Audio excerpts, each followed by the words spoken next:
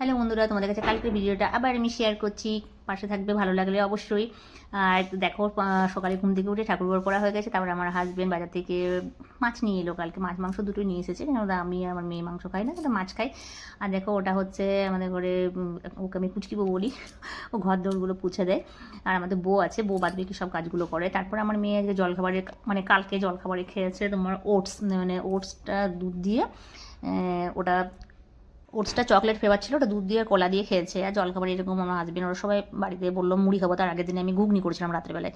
কী রান্না করবো, তারপরে তোমার অশোকদির সাথে একটু গল্প করলাম চাটা খেয়ে। তারপরে রান্না তোমার লাউয়ের তরকারি, আলু সেদ্ধ আর মাংসটা হয়েছিল, আর তোমার মাছের ঝাল করেছিলাম। তারপরে দুপুরবেলায় তোমার উঠে পড়ে দেখছি 3টা সাড়ে 3টা নাগাদ বিশাল বৃষ্টি হচ্ছে। বউ তখন বাসন ধুতে এসেছে। যাই হোক, তারপরে এদিকে সকালবেলায় আমার বরকে দিয়ে আমি আমাদের বাগান বাড়িতে পেয়ারা আনা করিয়েছি না, পেয়ারা কাগজি রস, কাঁচা লঙ্কা, বিট নুন দিয়ে ভালো করে মাখলাম, সেটা খেলাম।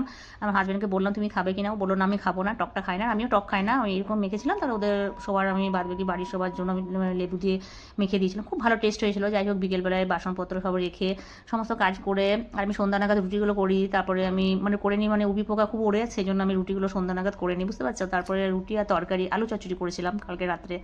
আর সন্ধ্যা দেওয়ার পর তারপর একটু রিলস করি, সেলাই করি। তারপর দেখো আমাদের খাবার, এটা হচ্ছে আমার দিদির হ্যাপি বার্থডে কেকটা কাটিয়েছিল ওর মেয়েরা।